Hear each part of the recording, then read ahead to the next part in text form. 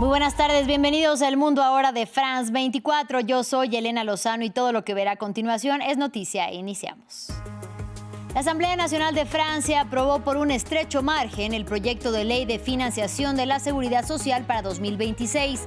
Con 247 votos a favor y 234 en contra, los diputados adoptaron el texto crucial del gobierno. Volodymyr Zelensky asegura que está dispuesto para ir a las elecciones presidenciales si hay garantías de seguridad. Esto en respuesta a las críticas de Donald Trump, quien espera la respuesta de Kiev y sus aliados europeos sobre su plan de paz. Australia ya comenzó a eliminar las cuentas de redes sociales de menores de 16 años. Fueron prohibidas por una ley que busca proteger, según el gobierno de Anthony Albanese, la salud mental de los niños y adolescentes. La ley traslada la responsabilidad directa a las plataformas digitales.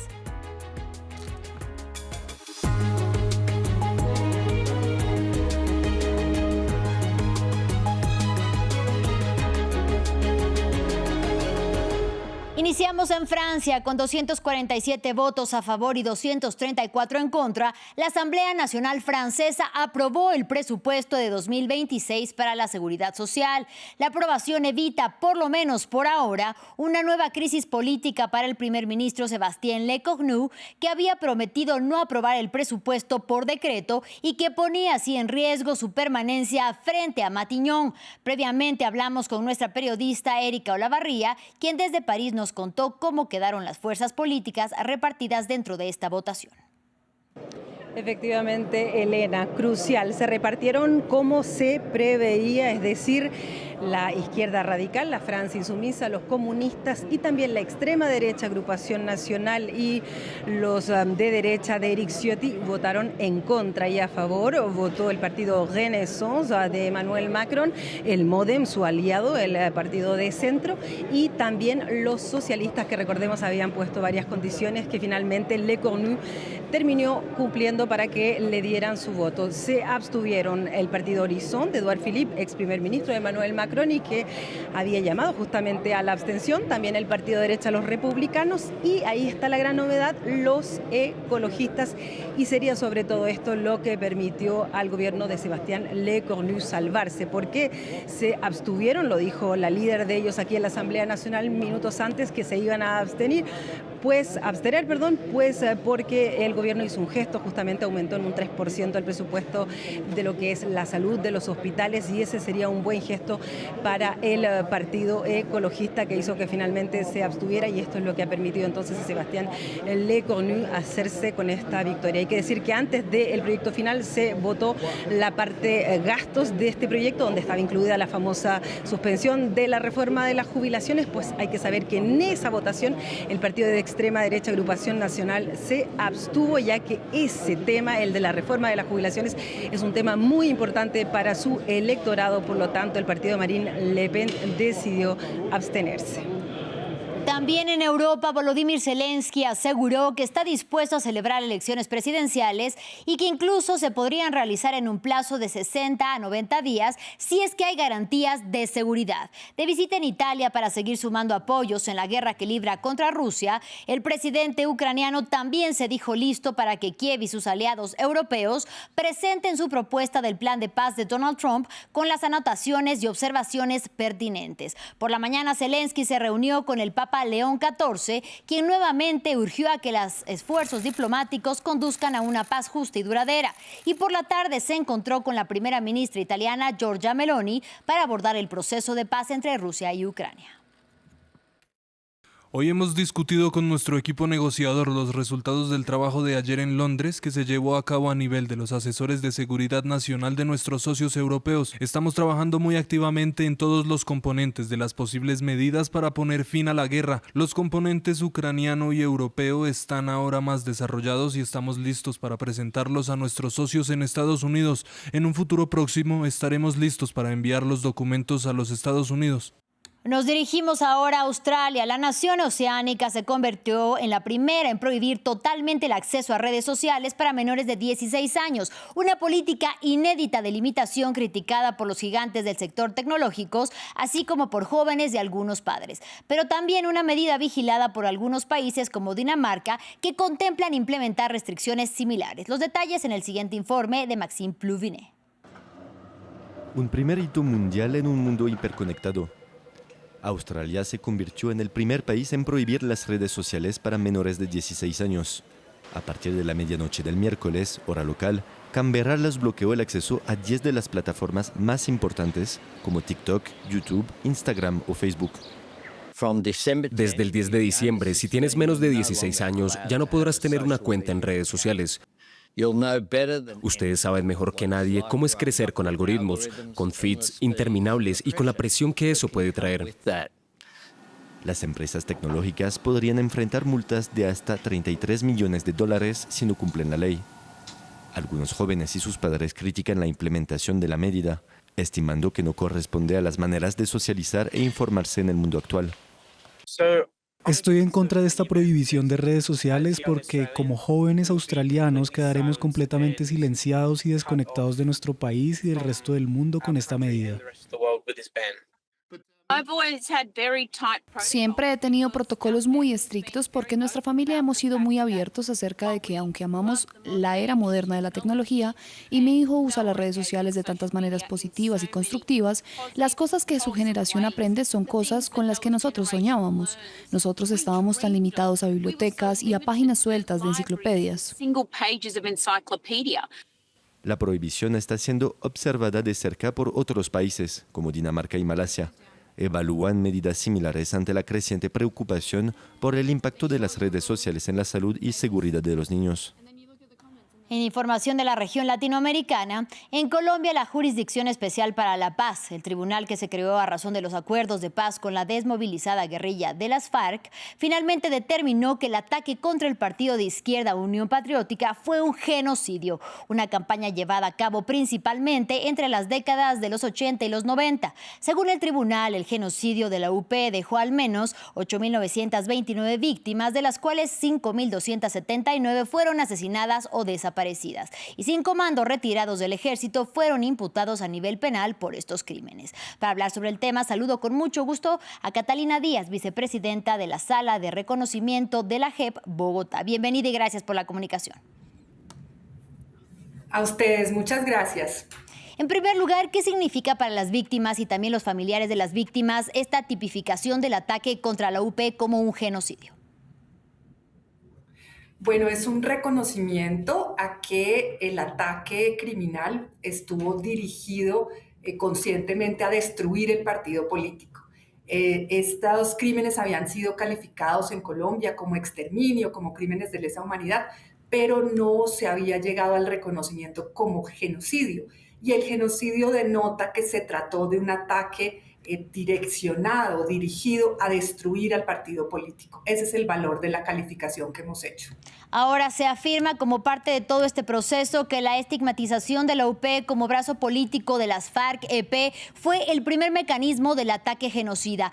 ¿Qué evidencia hay de esta narrativa que fuera promovida y sostenida desde las estructuras militares, como se dice?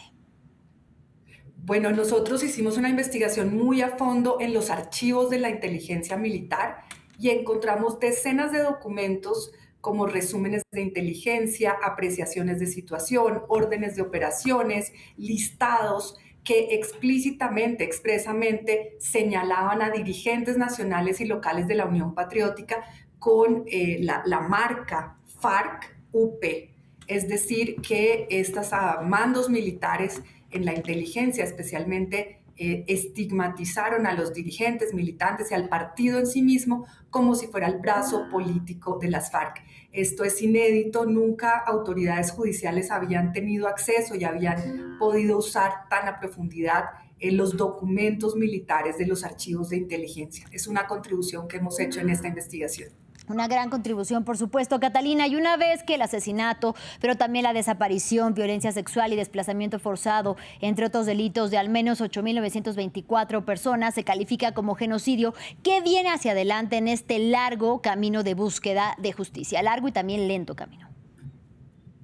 Bueno, nosotros hemos imputado en esta primera decisión a 5 antiguos mandos militares, uno de ellos comandante de la división en Antioquia, el comandante de la brigada 17, especialmente en el Urabá, otro jefe de inteligencia, dos comandantes de batallón. Ellos tendrán 30 días hábiles para decidir si reconocen su responsabilidad como autores en estos crímenes que les hemos imputado. Si no lo hacen, serán remitidos a la unidad de investigación y acusación, que decidirá si procede un juicio adversarial.